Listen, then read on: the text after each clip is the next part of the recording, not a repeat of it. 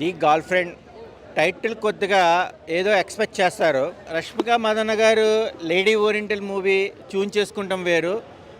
కొన్ని డిప్రెషన్ సిచ్యువేషన్స్లో తనకు తాను ఎలా ప్రొటెక్ట్ చేసుకోవాలి. సో జెంట్స్ అనేది మ్యాక్సిమం ఏంటంటే ఫస్ట్ పాజిటివ్గా ఉంటారు, తర్వాత నెగిటివ్ కనపడతారు. అది చాలామంది ఏంటంటే దాన్ని కూడా డిఫరెంట్గా ఆలోచిస్తారు. కానీ ఏంటంటే మనం ఆలోచించే విధానంలోనే ఫస్ట్ హాఫ్ సెకండ్ హాఫ్ కిస్ట్లు, బట్ ఎవరికి వాళ్ళే రక్షణ ప్రకారంగా ఉండాలి.